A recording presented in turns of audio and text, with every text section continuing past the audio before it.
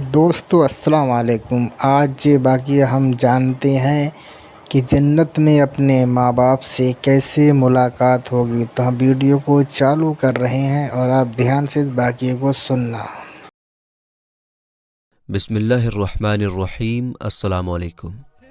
دوستو، آج کی اس ویڈیو میں ہم آپ کو بتائیں گے کہ جنت میں اپنے ماں باپ سے ملاقات کیسے ہوگی اور اس وقت کا نظارہ کیسا ہوگا۔ میرے دوستو، آپ لوگوں کو یہ بھی بتائیں گے کہ جنت میں کن کن رشتہ داروں سے ملاقات ہوگی۔ یہ جاننا ہر مسلمان کے لیے ضروری ہے۔ یقیناً آپ یہ جان کر حیران ہو جائیں گے۔ میرے دوستو، کسی بھی انسان کے لیے دنیا میں سب سے پاکیزہ اور محبت کرنے والا رشتہ اس کے ماں باپ کا رشتہ ہوتا ہے۔ اس کے بعد انسان کے سگے بھائی بہن اور پھر دوسرے رشتہ دار آتے ہیں۔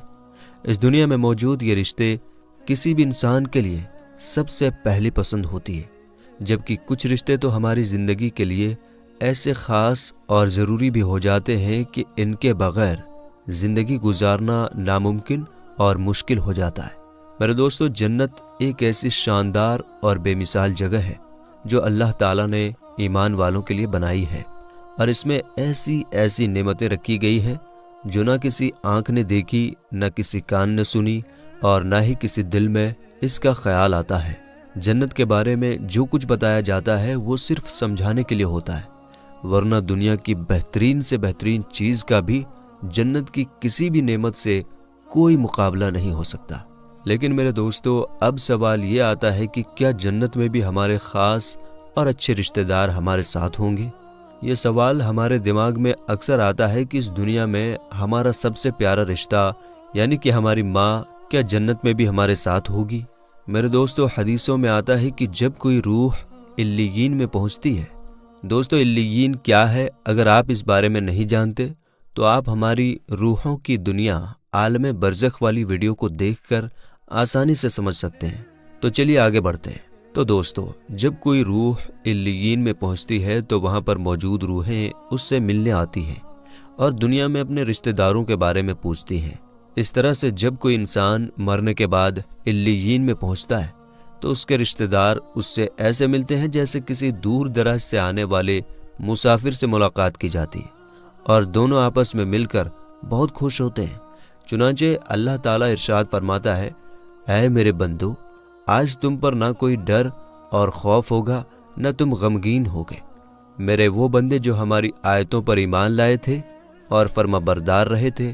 تم بھی اور تمہاری بیویاں بھی خوشی خوشی سے چمکتے چہروں کے ساتھ جنت میں داخل ہو جاؤ۔ ان کے آگے سونے کے پیالے اور گلاس تمہارے سامنے لائے جائیں گے، اور جنت میں ہر وہ چیز ہوگی جو دل چاہے گا اور جس سے آنکھوں کو سکون حاصل ہوگا۔ ان سے کہا جائے گا کہ اس جنت میں تم ہمیشہ رہو گے۔ میرے دوستو، ان آیات سے یہ ثابت ہوتا ہے کہ جنتی مردوں کی بیویاں بھی جنت میں ان کے ساتھ ہی ہوں گی، اور یہ ایک ساتھ ہی جنت میں رہیں گے۔ وہاں جنت میں انہیں ہر وہ چیز دی جائے گی جس کی وہ خواہش کریں گے۔ چنانچہ حضرت ابو ہریرہ رضی اللہ تعالی عنہ سے مروی ہے کہ نبی کریم صلی اللہ تعالی علیہ وسلم نے ارشاد فرمایا، جس وقت کوئی مومن بندہ مرنے کے قریب ہوتا ہے تو رحمت کے فرشتے سفید ریشمی کپڑے لے کر آتے ہیں اور روح سے کہتے ہیں کہ نکل جا، تو اللہ سے راضی ہے اور اللہ تعالیٰ تجھ سے راضی ہے، اللہ تعالیٰ کی رحمت کی طرف جو کہ غضبناک نہیں ہے، یعنی غصے میں نہیں ہے۔ پھر وہ روح اس طرح نکل جاتی ہے جیسے پھول سے خوشبو، اور فرشتے اسے ہاتھ پر اٹھائے ہوئے آسمان کے دروازوں پر لے جاتے ہیں۔ تو آسمان والے فرشتے کہتے ہیں، کیا ہی بہتر خوشبو ہے جو کہ زمین سے آئی ہے۔ پھر اس کو ایمان والوں کی روحوں کے پاس لے جاتے ہیں تو وہ روحیں خوش ہوتی ہیں، اور یہ خوشی اس خوشی سے بھی زیادہ ہوتی ہے جو کسی بچھڑے ہوئے انسان کے آنے سے ملتی ہے۔ پھر وہاں پہلے سے موجود مسلمانوں کی روحیں اس نئے آنے والے روح سے پوچھتی ہیں کہ جس انسان کو ہم دنیا میں چھوڑ کر آئے تھے، اب وہ کس طرح کے کاموں میں بیزی ہے؟ تو وہ کہتا ہے کہ جس کے بارے میں تم پوچھ رہے ہو وہ کب کا مر چکا ہے، کیا وہ تمہارے پاس نہیں آیا؟ اس پر وہ روحیں کہتی ہیں کہ پھر تو وہ جہنم میں چلا گیا ہوگا۔ میرے دوستو، ہمارے نبی حضور نبی کریم صلی اللہ تعالی علیہ وسلم نے ارشاد فرمایا کہ تمہارے اعمال تمہارے ان رشتہ داروں اور خاندان والوں کی روحوں کو جو عالم برزخ میں ہیں انہیں دکھائے جاتے ہیں،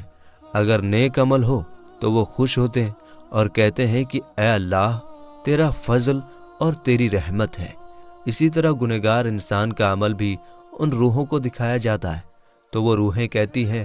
اے اللہ اس کے دل میں نیکی ڈال دے جس سے وہ تجھ کو راضی کر سکے۔ دوسرے روایات سے معلوم ہوتا ہے کہ جنت میں رشتہ دار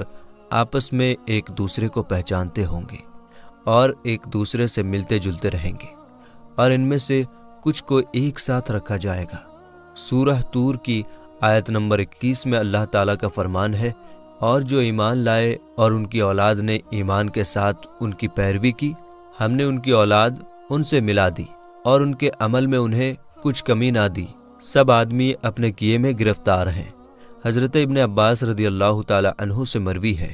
کہ بے شک اللہ تعالیٰ مسلمانوں کی آنکھوں کو ٹھنڈا کرنے کے لیے اس کے اولاد کو ان کے پاس پہنچا دے گا، اگرچہ یہ اولاد اپنے اعمال کے حساب سے اس درجے تک نہ پہنچتی ہو، یعنی کہ جنت کے اندر اگر ماں باپ کا درجہ اونچا ہو اور ان کی اولاد کا درجہ کم ہو تو اللہ تعالیٰ ان کے ماں باپ کی وجہ سے ان کی اولاد کو بھی وہی درجہ عطا کر دے گا اور وہ اپنے ماں باپ کے ساتھ جنت میں رہیں گے۔ میرے دوستو، اس حدیث مبارکہ سے معلوم ہوتا ہے کہ انسانوں کی اولاد کو اس کی خواہش کے حساب سے ان کے ساتھ ہی رکھا جائے گا۔ جو لوگ جنت میں جائیں گے تو یقیناً یہ وہ لوگ ہوں گے جنہوں نے اس دنیا میں نیک اعمال کیے ہوئے ہوں گے، جبکہ ایسے لوگ بھی ہوں گے جنہوں نے گناہ کیے ہوں گے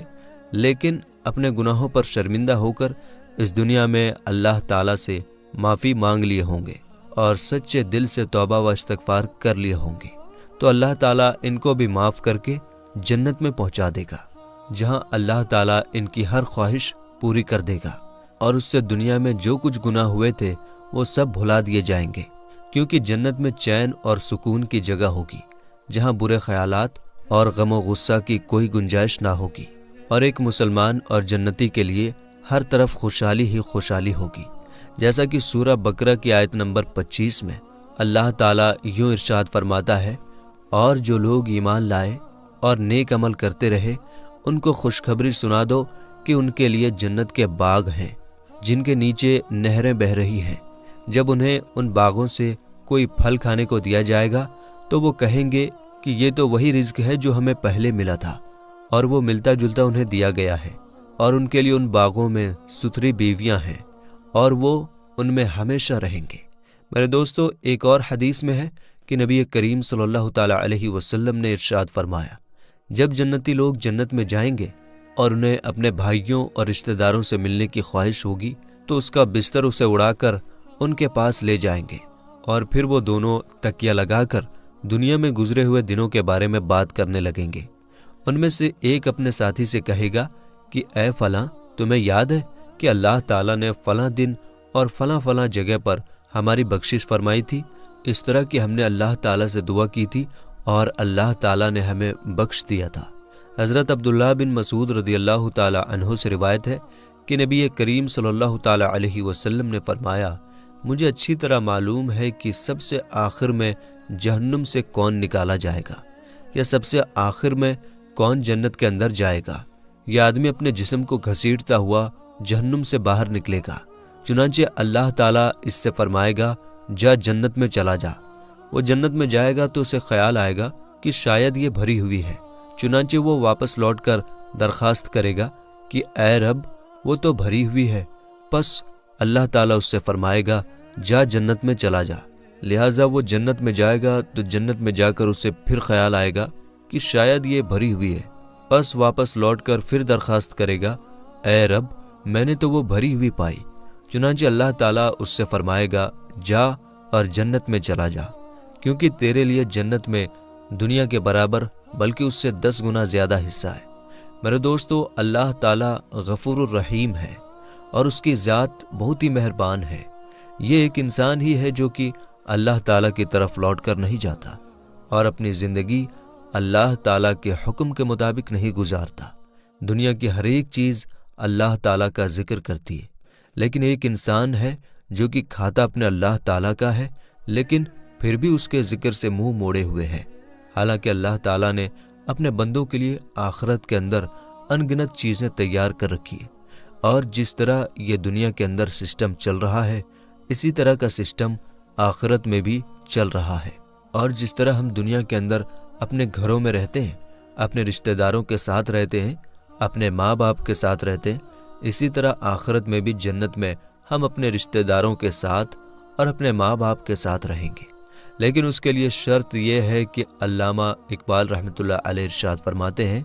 कि मोहम्मद से वफा तूने तो हम तेरे हैं, ये जहाँ चीज़ है क्या लोहो कलम तेरे हैं। तो मेरे दोस्तों, आज की इस वीडियो में बस इतना ही। आखिर में अल्लाह ताला से दुआ है कि अल्लाह ताला हमें नेक आमाल करने और गुनाहों से बचने की तौफीक अता फरमाए और हमें अपनी ज़िंदगी हुजूर नबी करीम सल्लल्लाहु ताला अलैहि वसल्लम के बताए हुए तरीक़ों के मुताबिक गुजारने की तौफीक अता फरमाए। आमीन या रब्बुल आलमीन।